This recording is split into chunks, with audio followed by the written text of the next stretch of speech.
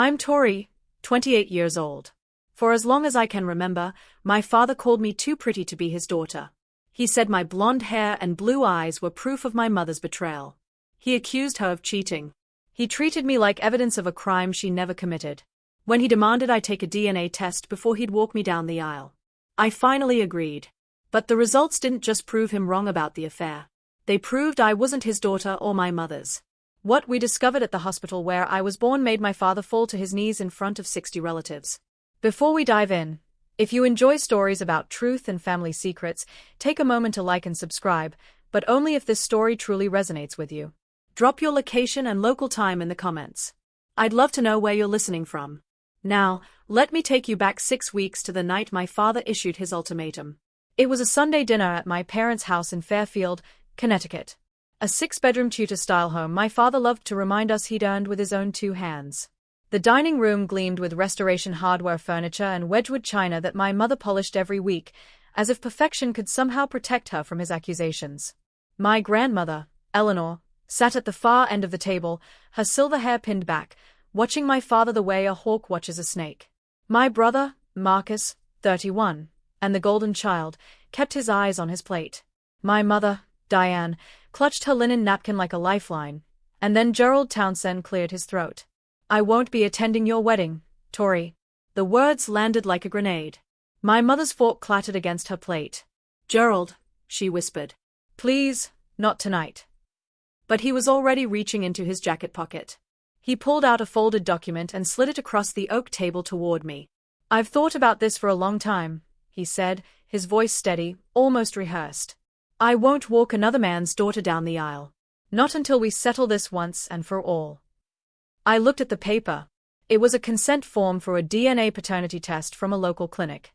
His name already signed at the bottom. "You have 6 weeks," Gerald continued. "Take the test. Make the results public to the family. If you're mine, I'll be there. I'll even apologize." He smiled, but it didn't reach his eyes. "But we both know what the test will show." My grandmother's teacup hit the saucer with a sharp crack. My mother started crying, silent tears streaming down her cheeks. And I sat there staring at my father's Rolex Submariner, glinting under the chandelier, thinking, 28 years. He's been building to this moment for 28 years. I didn't sign the paper that night. I didn't storm out either. I simply said, "Thank you for the reminder, Gerald. I'll remember this." And I meant every word. I should explain why that dinner didn't surprise me. By 28, I'd learned that my father's cruelty followed a pattern, predictable as the tide, twice as relentless. I was 7 the first time I understood I was different. I'd pressed my ear against my parents' bedroom door after hearing my mother cry, and I heard him call her a "Look at that blonde hair," he spat. "Where did it come from, Diane?" "Certainly not from me." At 12, I wanted to join the school volleyball team. Gerald refused to sign the permission slip. "I'm not investing in someone else's kid," he told me, right in front of Marcus, who got new baseball cleat that same week. At 18, Marcus went to Boston University. Gerald paid every cent: tuition, housing, meal plans, spending money. When I got accepted to nursing school, he looked at me across the same dining table and said, "Your real father can pay for yours." So, I took out loans. I worked double shifts at a diner. I graduated 6 years later with $60,000 in debt and a degree I'd earned without his help. The worst part wasn't the money or the missed opportunities. It was watching what his accusations did to my mother. Every argument they had, every disagreement about anything, bills, vacations, Marcus' career somehow circled back to me. I was his weapon, his evidence, his constant reminder of her alleged betrayal. The night before I left for college, my grandmother Eleanor pulled me aside. "Keep every document from the hospital where you were born," she said, her grip firm on my wrist. "Your birth certificate, any paperwork. I have a feeling we might need them someday." I didn't understand then, but I kept the papers. And 18 years later, I'd finally learn why she told me to. That night, I drove back to my apartment in Hartford, a small 1-bedroom that I'd furnished with second-hand pieces and pure stubbornness. Nathan was waiting on the couch, his laptop open to floor plans for a client. A glass of wine poured for each of us. He knew immediately something was wrong. What did he do this time? I told him about the DNA form, the ultimatum, the 6-week deadline. Nathan's jaw tightened with every word. "Maybe you should just do it," he said finally. Take the test, prove him wrong once and for all. Shut him up forever. I set down my wine glass. A cheap Target find, nothing like the Waterford crystal my father drank from, and looked at the modest diamond on my finger. Nathan had designed the ring himself, based on a sketch I'd drawn years ago in a journal. It's not about proving him wrong anymore, I said. It's about freeing my mother. Nathan went quiet. He knew the story I was about to tell. 5 years ago, I'd gotten a call from my grandmother at 2 a.m. She'd found my mother in the bathroom with an empty bottle of sleeping pills. The paramedics arrived in time, but just barely.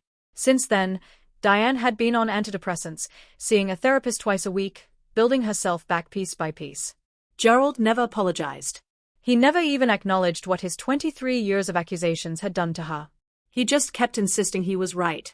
My mother gave that man 35 years of loyalty. I told Nathan complete faithfulness and he repaid her with 28 years of calling her a liar. I picked up my phone and pulled up a local genetics lab I'd researched months ago. GAN Trust Independent Certified and most importantly not connected to Gerald. I'll take the test, but I'll do it my way. 2 weeks later, Gerald turned 60. The party was held at the Fairfield Country Club.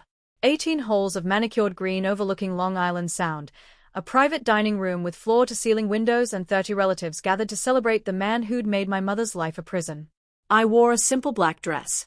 Nathan squeezed my hand as we walked in, whispering, 2 hours. We can survive 2 hours. We couldn't. Halfway through dinner, after 3 glasses of Chateau Margaux, Gerald stood up to give a speech. He thanked everyone for coming. He praised Marcus for his brilliant career in finance. He raised a glass to my mother for her patience. Then his eyes found me. I see my daughter is here tonight, he said, and the word daughter dripped with air quotes. A few relatives chuckled uncomfortably. I hope she's been thinking about our conversation, about proving where she really comes from. The room went quiet. Dad, Marcus said, half rising from his chair. Maybe this isn't the time. Gerald waved him off. No, this is exactly the time. Family should be honest with each other. He smiled at me. That cold reptilian smile I'd seen 1,000 times. You know what they call a bird that lays its eggs in another bird's nest? A cuckoo. The cuckoo's egg looks beautiful, doesn't it? But it doesn't belong. It never did. Somewhere behind me, an aunt gasped. A cousin snickered. My mother stared at her lap, tears dripping onto her Cartier bracelet, a gilt gift Gerald had given her after one of their worst fights. I picked up my fork, set it down again, and stood. Every eye in the room turned to me. Thank you for the reminder, Gerald, I said, my voice steady. I'll remember this. Then I turned to my mother. Mom, would you like to step outside for some air? She took my hand and together we walked out of that room, past the whispers, past the stares, past the man who'd spent 28 years trying to destroy us both. But I wasn't done. Not even close. My grandmother caught up to us in the parking lot, her heels clicking against the asphalt like gunshots. Tori, wait. I turned. Eleanor Whitmore was 78 years old with posture like a queen and eyes that missed nothing. She'd never liked Gerald. That man thinks he's God's gift to engineering. She'd told my mother before the wedding. But he's just a small man with a big ego. Now, she looked at me with something I'd never seen in her face before. Urgency. There's something I need to tell you, she said, glancing back to make sure Gerald hadn't followed. Something I should have told you years ago. She led us to a bench overlooking the golf course. The sun was setting, painting the sky in shades of orange and pink, and my grandmother's voice dropped to barely above a whisper. The night you were born, she said, something strange happened at St. Mary's Hospital. I felt my mother stiffen beside me. When the nurse brought you out to show me your grandfather was still alive, then we were both there. She looked terrified. Her hands were shaking. She handed you to Diane too quickly, then practically ran out of the room. Mom, Diane said, her voice cracking. You never told me this. I tried to investigate. I called the hospital, asked questions. They stonewalled me, told me everything was normal, all records sealed for privacy. Eleanor reached into her purse and pulled out a yellowed piece of paper. But I made a copy of your birth record before they locked everything down. I looked at the document. Time of birth 11:47 p.m. I gave birth at 11:58. My mother said slowly. I remember looking at the clock. I remember because the doctor made a joke about almost being a leap day baby.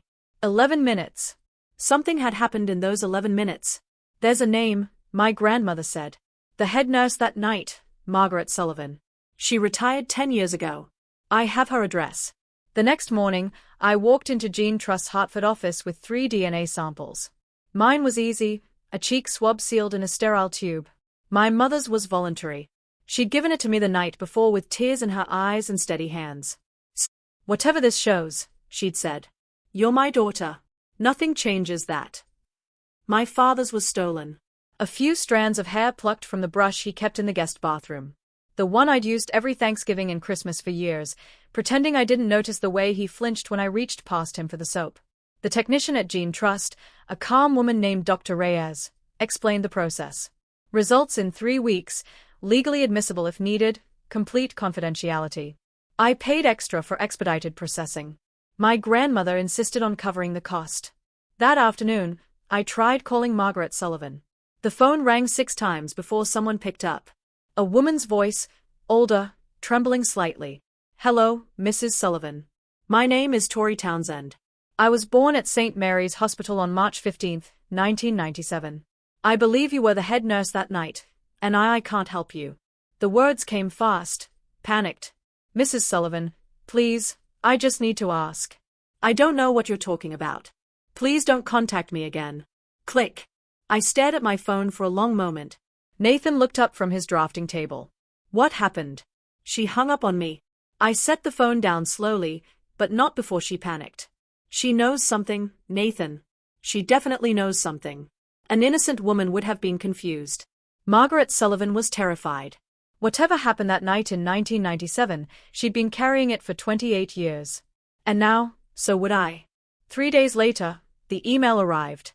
Not to me directly. Gerald wasn't that subtle. He sent it to our entire extended family. Aunts, uncles, cousins, second cousins, people I hadn't seen since childhood. 47 recipients. My mother, my grandmother, and I were all CC'd. The subject line read, regarding Tori's wedding. I read it in my car, parked outside the hospital where I worked, my hands trembling against the steering wheel. Dear family, as many of you know, I have carried a burden for 28 years.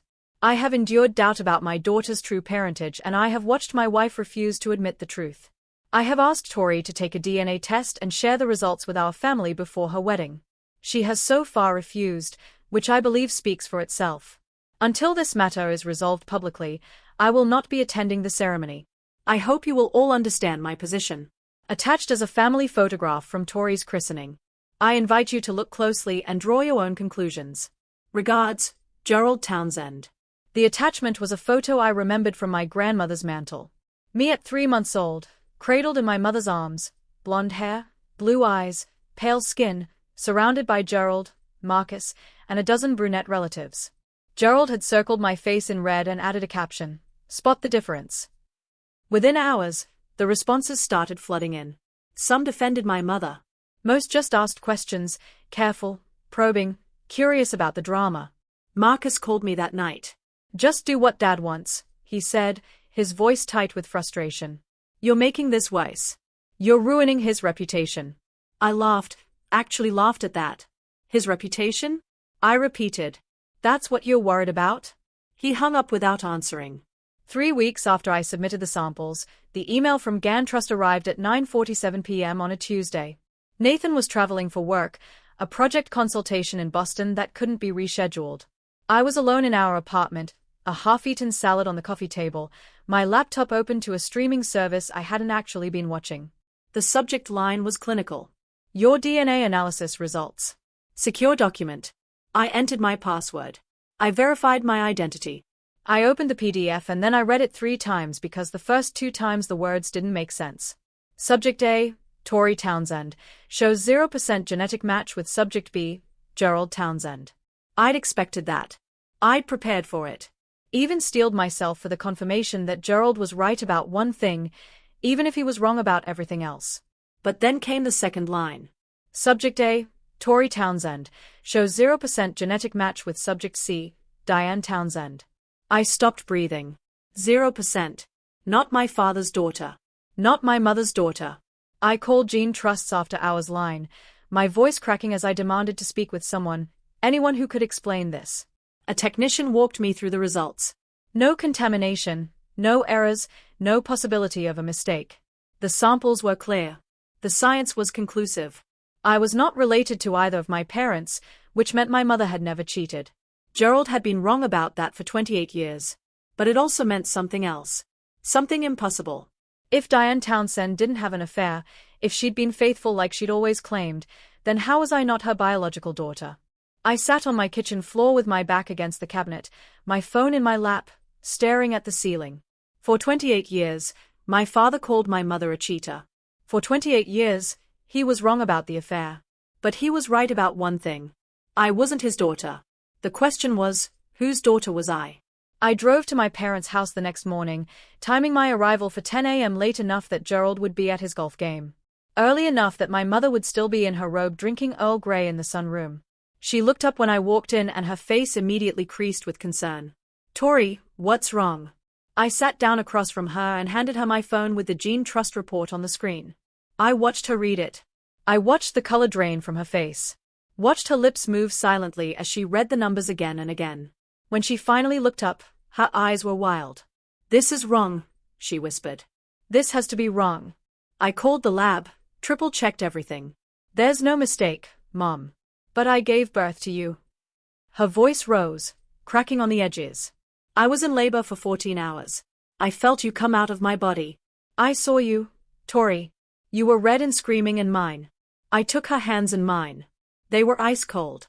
"I believe you," I said. "Which means there's only one explanation. Something happened at the hospital. Someone switched us." The silence stretched between us like a wire about to snap. "The time," my mother said suddenly. "The birth certificate says 11:47, but I remember I was watching the clock because the contractions were so bad. You were born at 11:58. I always wondered about that discrepancy. 11 minutes. 11 minutes. That changed two families forever." "Mom," I said carefully, "if I'm not your biological daughter, that means your real daughter is out there somewhere. 28 years old, living someone else's life." My mother started to cry. Not the silent tears Gerald always provoked, but deep shaking sobs that seemed to come from somewhere primal. "We have to find her," she managed. "We have to find them both." I need to pause here for a moment. If you're watching this and you've ever felt like you didn't belong in your own family, like you were somehow wrong just for existing, I see you. This story isn't over. The truth is about to get a lot more complicated. If you're invested in finding out what happened at that hospital, hit that subscribe button. Leave a comment telling me your theories. Now, let me tell you about the nurse who finally broke her silence. Gerald found out about the DNA test before I could prepare. Marcus, always the obedient son, had seen the GAN Trust confirmation email on my mother's phone while visiting for lunch. Within an hour, my phone was ringing. So Gerald's voice was triumphant before I'd even said hello. What did it say? Was I right? I didn't answer. I couldn't figure out how to explain that he was right and wrong at the same time. My silence told him everything he needed to know. I knew it. He laughed. Actually laughed. A sound of pure vindication. 28 years, Tori. 28 years I've been telling everyone, and no one believed me. But I was right. I was right all along. Gerald, does your mother know? Of course she knows. She's probably crying right now, trying to figure out how to spin this. I could hear him pacing, his excitement barely contained. "I'm sending another email to everyone, this time with proof." "You don't understand." "I understand perfectly. You're not my daughter. Your mother lied to me for almost 3 decades, and now everyone will know exactly what kind of woman Diane Townsend really is." He hung up before I could explain that Diane hadn't lied, that she'd been telling the truth all along, that the real story was something none of us had ever imagined. Within the hour, Gerald called my mother and told her to pack her bags. "I want you out of my house by the end of the month," he said. "I'm done with your lies." My grandmother drove over immediately to stay with her. When I arrived that evening, I found them both in the living room. My mother curled into the couch like a wounded animal, my grandmother standing guard like a silver-haired sentinel. "He thinks he's won," I said quietly. My grandmother looked at me with those sharp, knowing eyes. "Then let's show him the rest of the story." The next 3 days were the hardest of my life. I considered canceling the wedding, not because of Gerald, but because I couldn't bear the thought of my mother's vindication being overshadowed by white tulle and champagne toasts. Nathan refused. "We're getting married," he said, holding my face in his hands. Period. Your father's issues are not our issues. We don't postpone our life for his tantrum.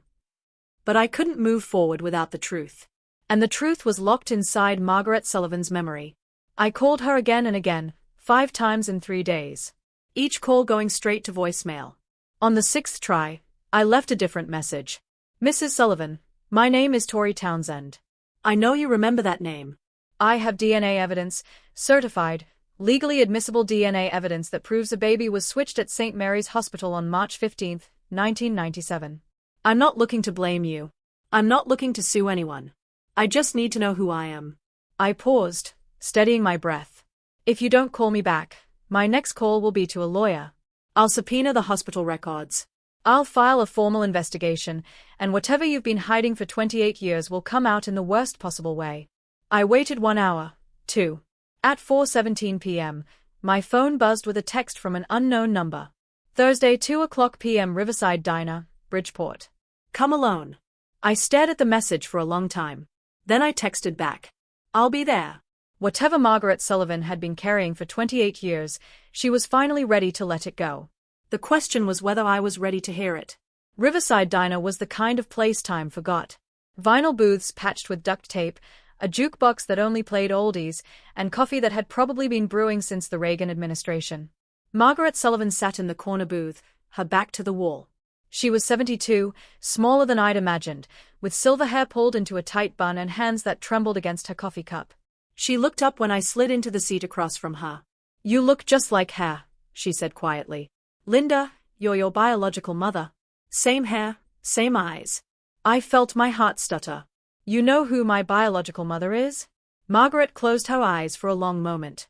When she opened them, they were wet. I've carried this for 28 years, she said. Every single day, wondering if I did the right thing by staying quiet, wondering if I should have spoken up when it happened. She reached into her purse and pulled out a worn leather journal. Its pages yellowed with age. This is my shift log from March 15, 1997.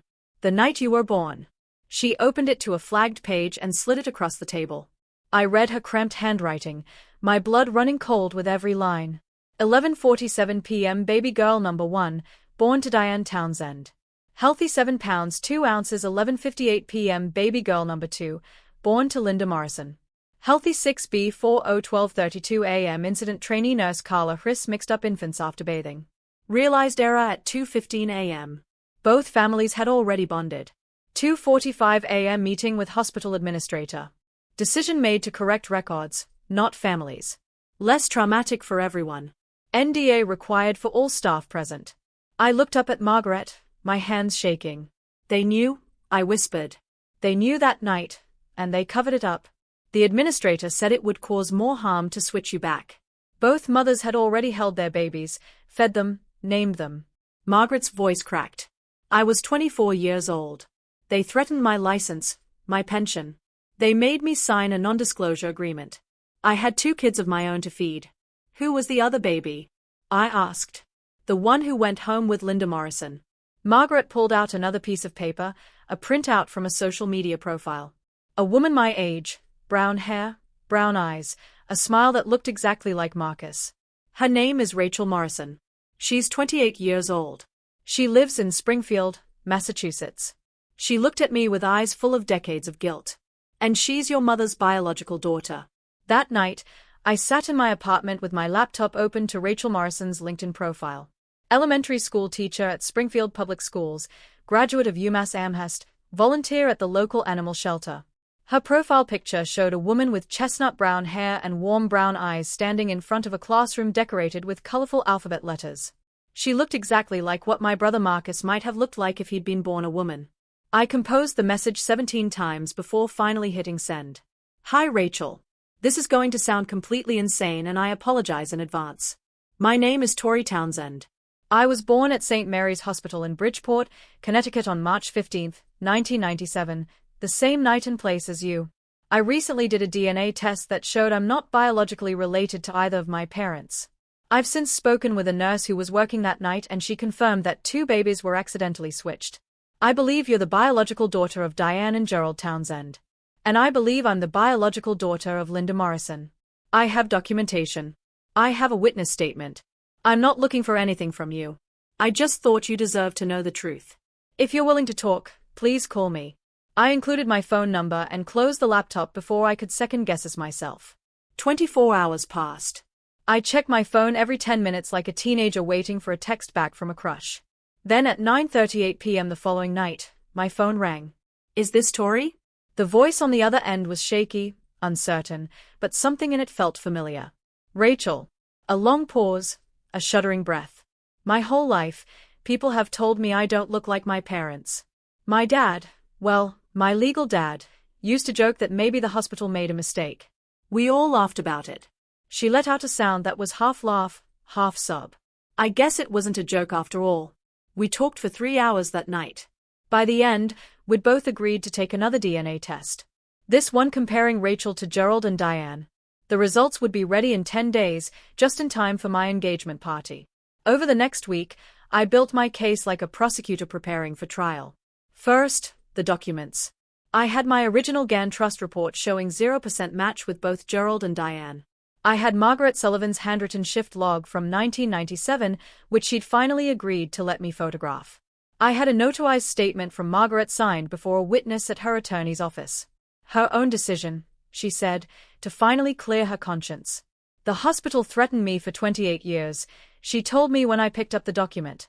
I'm 72 now. What are they going to do? Fire me from retirement? Second, the DNA.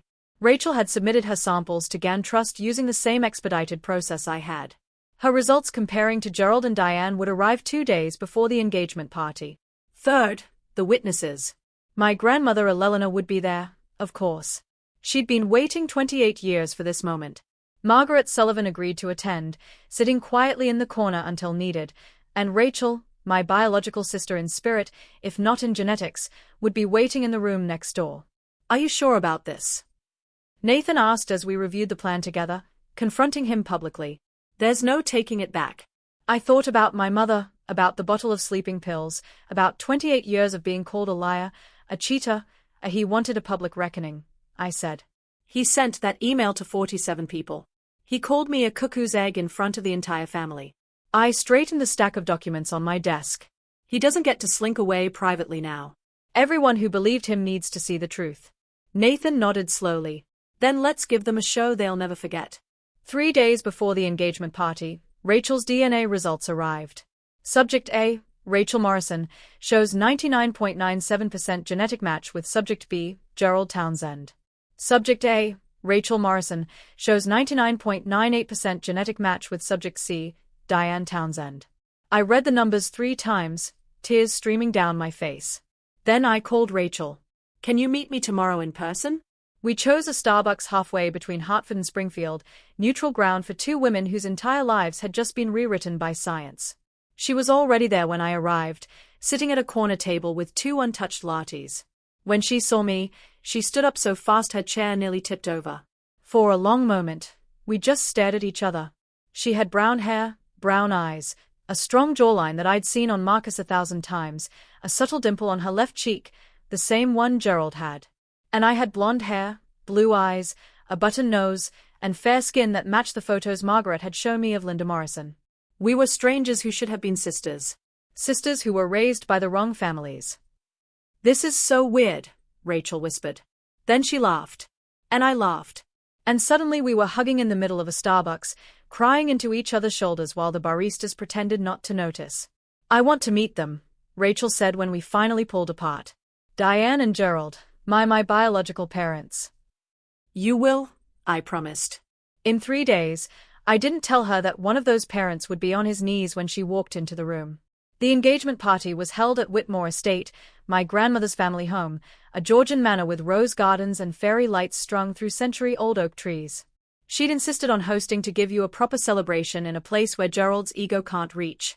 60 guests arrived that evening in cocktail attire. Aunts and uncles, cousins, family, friends, and every single person who'd received Gerald's accusatory email. I wore a navy blue Reformation dress and carried myself like a woman who had already won. Nathan stayed close, his hand on the small of my back, steady as always.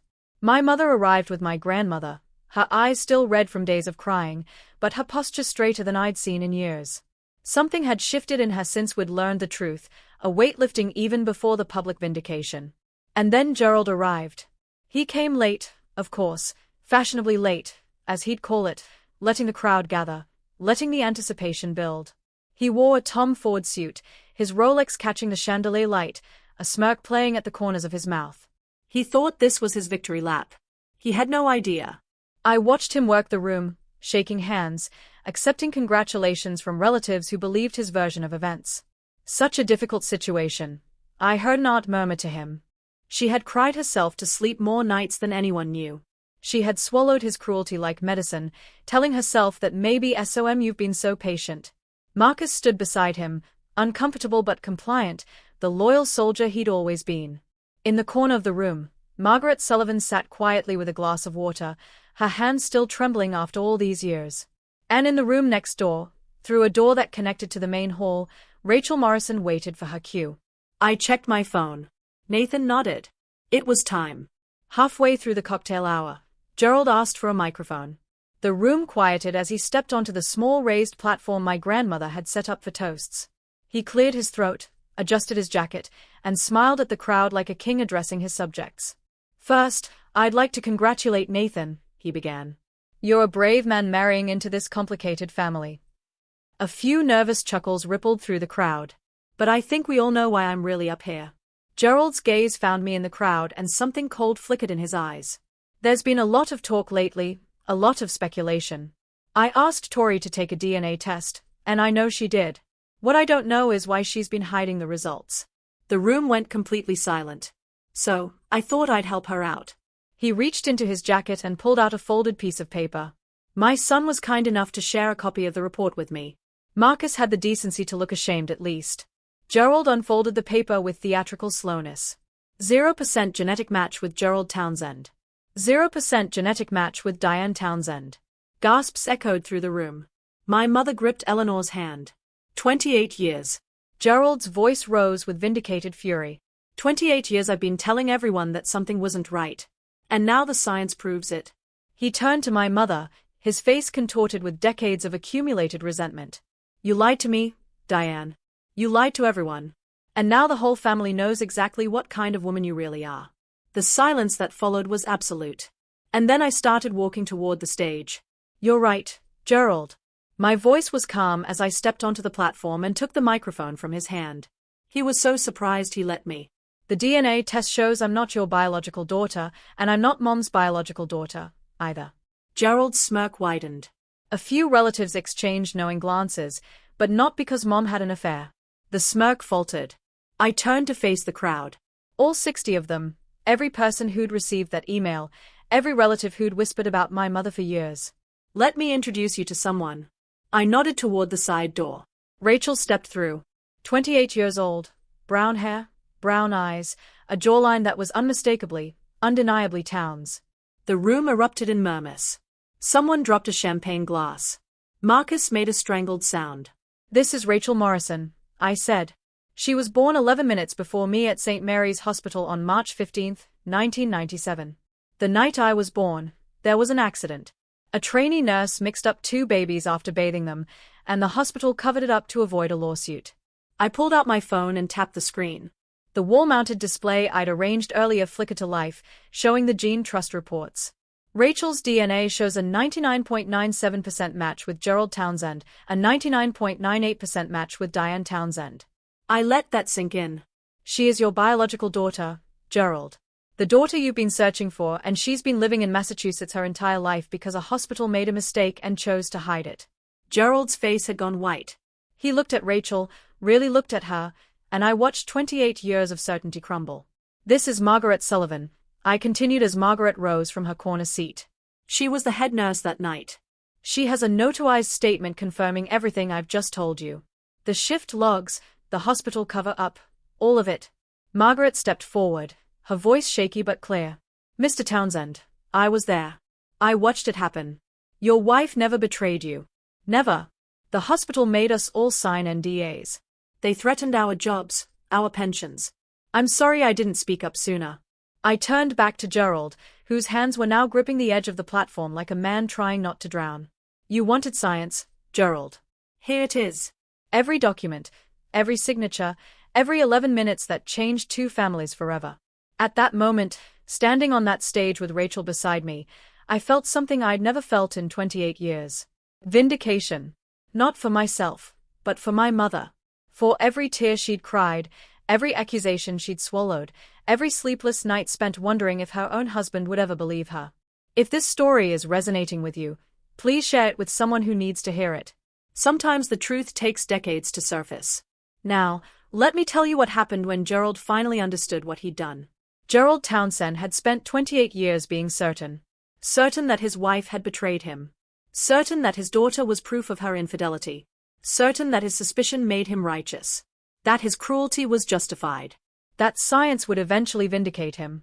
Now science had spoken and it had destroyed every foundation he'd built his identity on.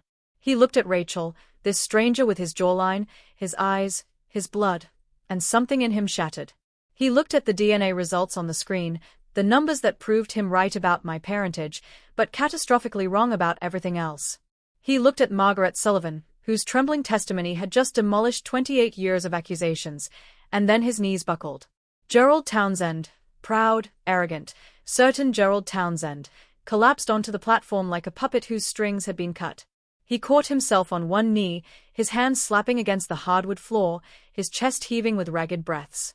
"I didn't know," he whispered. "How could I have known?" "How? You could have trusted her." My voice was quiet but carried through the silent room. "You could have investigated. You could have looked for other explanations instead of assuming the worst about the woman who loved you. But the hair, the eyes, genetics are complicated. Recessive genes exist. Hospital mistakes happen." I stepped closer, looking down at the man who had made my childhood a battlefield. "But you chose suspicion. You chose cruelty. For 28 years, you punished Mom and me for a crime that never happened." From across the room, I heard a chair scraped back. Marcus, silent, compliant, Marcus, stood up. For a moment, I thought he would come to his father's defense like he always had. Instead, he walked past Gerald without a glance and crossed to our mother's side. "Mom." His voice cracked. "I'm sorry. I should have said something years ago. I should have." Diane pulled him into a hug, her tears soaking into his shoulder. And Gerald remained on his knees, watching his family choose each other over him. For 28 years, my mother had lived in Gerald Townsend's shadow. She had endured his accusations at breakfast and dinner, and every moment in between. Eatery he would see the truth. Now the truth was everywhere on screens and documents in the face of a stranger who carried her blood.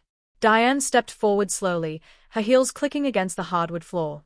The crowd parted for her. Even Marcus stepped aside. She stopped in front of Gerald, who was still on one knee, his face wet with tears. I'd never seen him cry before. 28 years, Gerald." Her voice was steady, stronger than I'd ever heard it. 28 years. I stayed because I loved you. Because I believed that someday you would trust me. Because I thought our family was worth fighting for." Gerald looked up at her. "Diane," she raised her hand, cutting him off. "Not yet. You don't get to apologize yet." The room held its breath. "You owe me an apology in front of every person who received that email. You owe Tori an apology for every birthday you ruined, every graduation you ignored, every moment you made her feel like she didn't belong in her own family." She gestured toward Rachel, who stood frozen near the door. "And you owe Rachel an apology for being the father she deserved, but never had." Gerald's shoulders shook with sobs I hadn't known he was capable of. "I didn't need the world to believe me, Gerald." My mother's voice cracked on the last word. "I needed you to believe me, and you never did." She turned her back on him and walked to where Rachel stood. "Hello," she said softly, tears streaming down her face. "I'm your mother. I'm so sorry it took so long to find you." It took Gerald 3 attempts to stand. Marcus didn't help him. Neither did I. Neither did anyone in that room full of relatives who had until 10 minutes ago believed his version of events. He gripped the edge of the platform, pulled himself upright, and reached for the microphone I'd set down. His voice, when he spoke, was barely recognizable. Hoarse, broken, stripped of every ounce of the arrogance I'd known my entire life. "I was wrong." 3 words. 28 years overdue. I was wrong about Diane. She never. His voice cracked. He tried again. She never betrayed me. I accused her for nearly 3 decades. And I was wrong. He looked at me, and for the first time in my life, I saw something other than suspicion in his eyes. "Tori, I took things from you that I can never give back. Your childhood, your trust, money that should have been yours. He swallowed hard. I'll repay your student loans, all of them. It's not enough, but it's a start. Then he turned to Rachel, this stranger who was his daughter. This woman he'd never held, never known, never had the chance to disappoint. I don't know what to say to you. You're my daughter, and I've missed everything. Your first steps, your graduations, your entire life. His voice shattered on the words. That's something I'll regret until the day I die. Rachel was crying, too. We all were at this point, but her voice was steady. We can start now, she said, if you're willing to actually be a father instead of a judge. Gerald nodded, unable to speak. My grandmother stepped forward and handed him a tissue from her purse. Clean yourself up, Gerald, she said, not unkindly.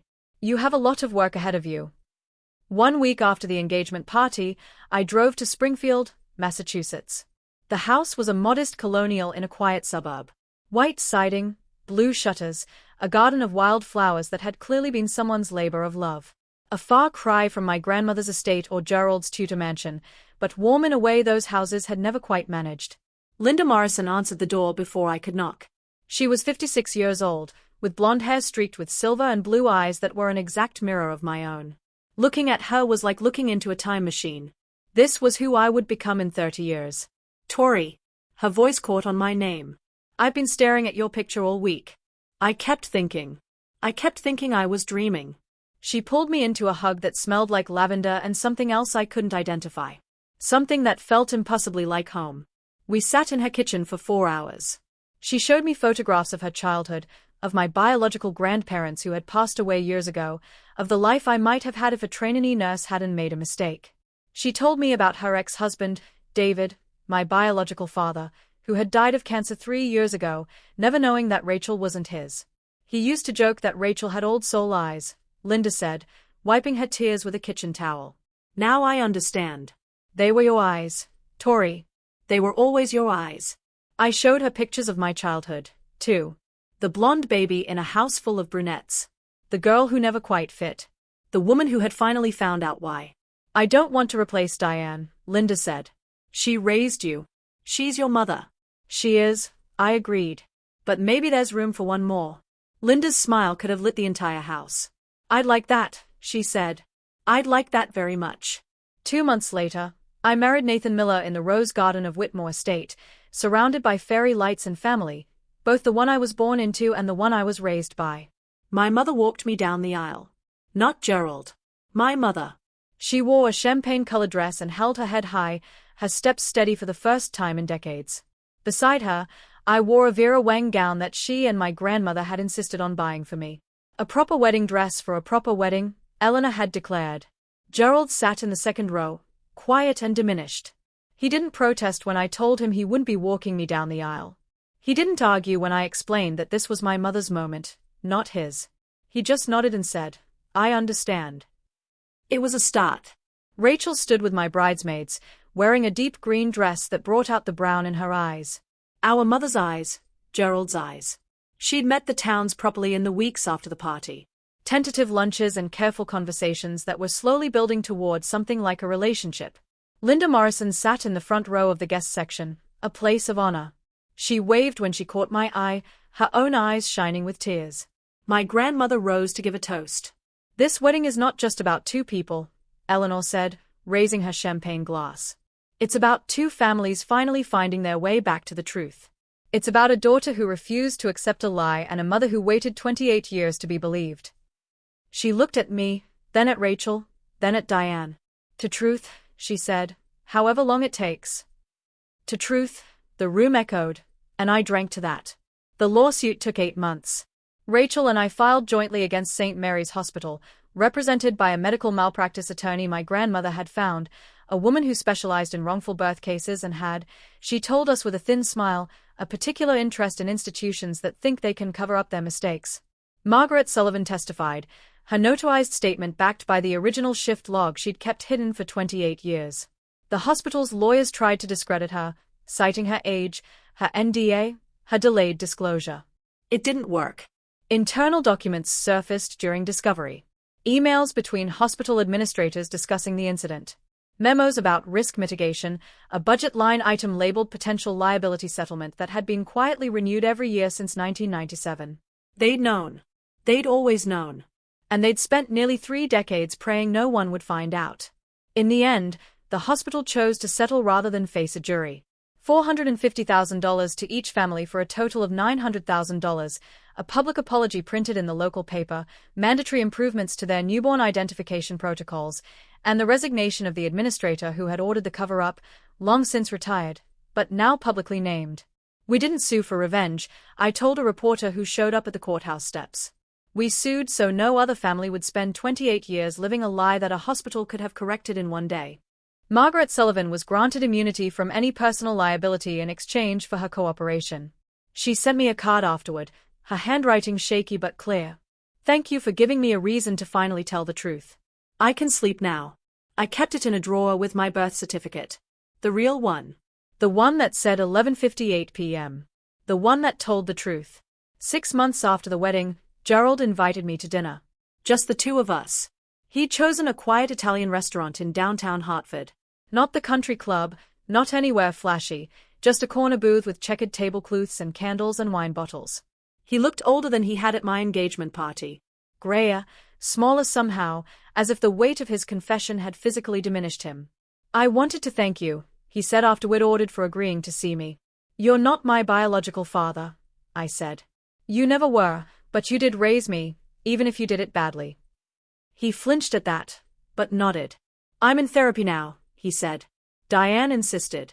Well, suggested strongly. We're doing couples counseling, too. We've been separated, but we're trying to. He trailed off, searching for words. We're trying to find out if there's anything left to save. I thought about my mother, about the way she'd stood in front of him at the party, demanding the apology she'd deserved for decades, about the strength it must have taken to consider rebuilding after everything he'd put her through. I remember when you taught me to ride a bike, I said. I was 5 before you knew about before you decided I wasn't yours. You held the seat and ran beside me for an hour until I got it. Gerald's eyes filled with tears. I remember, he whispered. That's the father I needed, I said. The one who held on. I'm willing to try, Gerald. But I need you to understand. Forgiveness is a process, not an event. And you have a lot of work to do. He nodded. I know, and I'll do it. However long it takes. I didn't forgive him that night.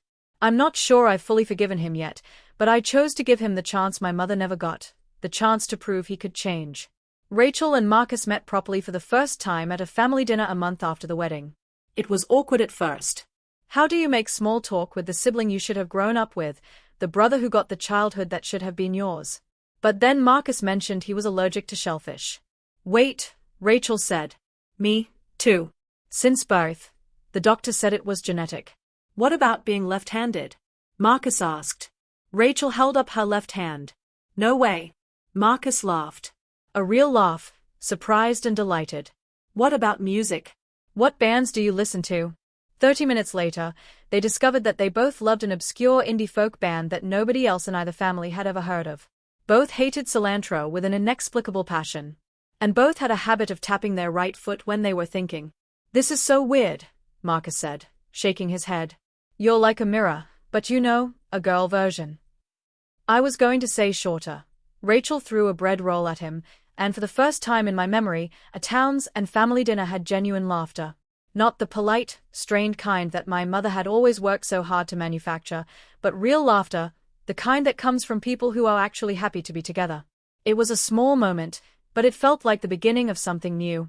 3 months after the wedding, Diane and Linda met for lunch. I wasn't there, but my mother told me about it afterward, her voice soft with wonder. They'd chosen a cafe halfway between their houses, neutral ground, as Rachel and I had done months earlier.